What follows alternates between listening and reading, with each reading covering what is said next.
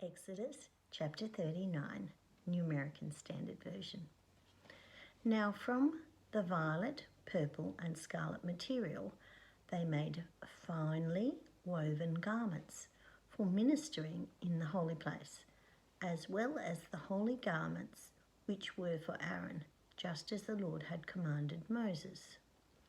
He made the Ephod of gold and of violet, purple and scarlet material, and fine twisted linen.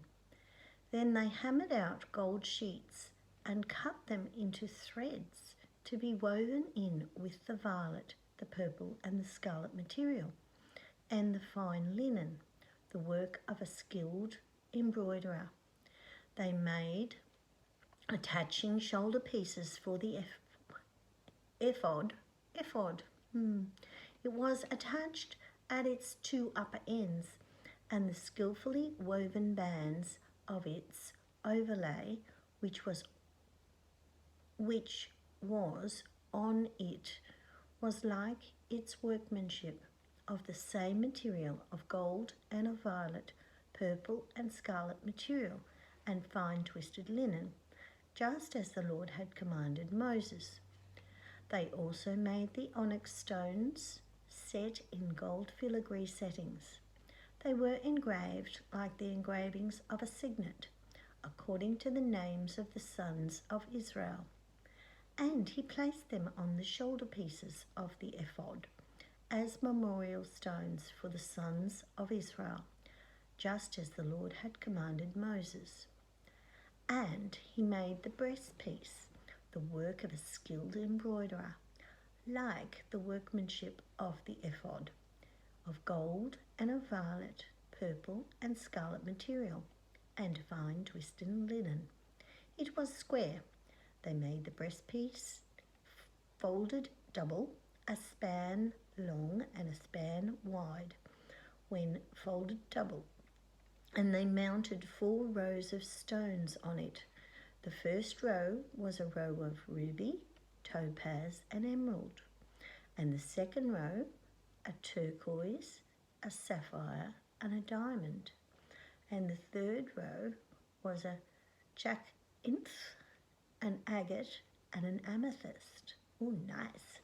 And the fourth row a beryl, an onyx and a jasper.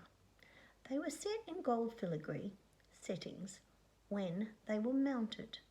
The stones corresponded to the names of the sons of Israel.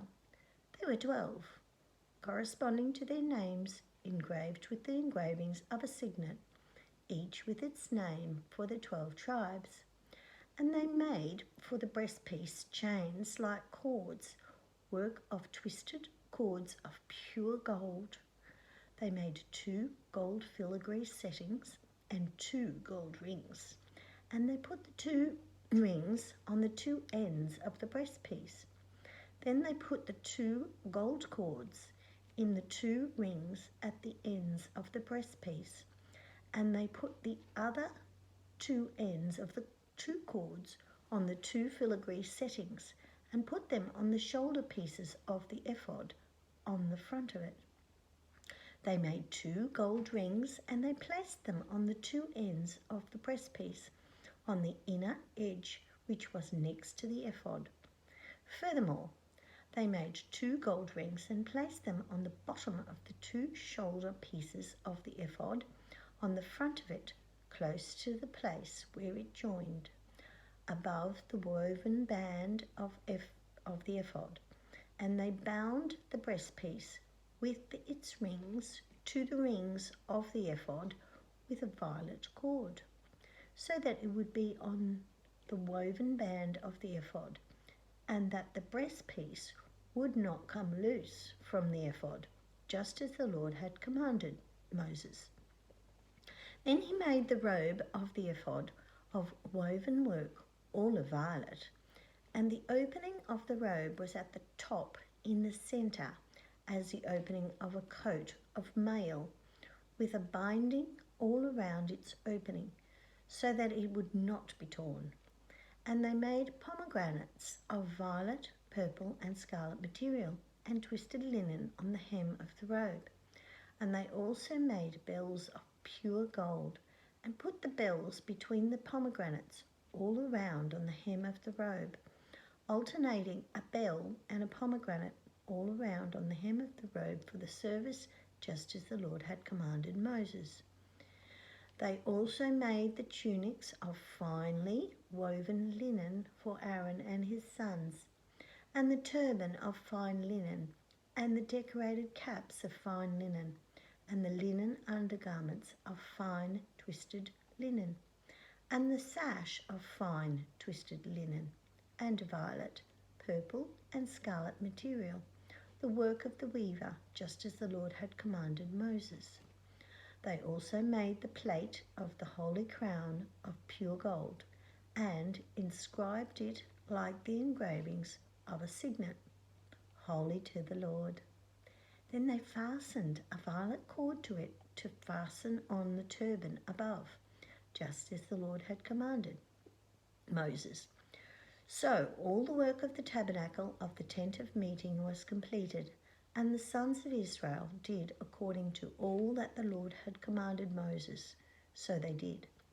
Then they brought the tabernacle to Moses, the tent and all its furnishings, its clasps, its boards, its bars, its pillars, and its bases, and the covering of ram's skin, dyed red, and the covering of fine leather, and the covering curtain, the ark of the testimony, its poles, and the atoning cover, the table, all its utensils, and the bread of the presence, the pure gold lampstand with its arrangement of lamps, and all its utensils, and the oil for the light, and the gold altar, and the anointing oil, and the fragrant incense, and the curtain for the doorway of the tent, the bronze altar, and its bronze grating, its poles, and all its utensils, the basin and its stand, the hanging for the courtyard, its pillars and its bases,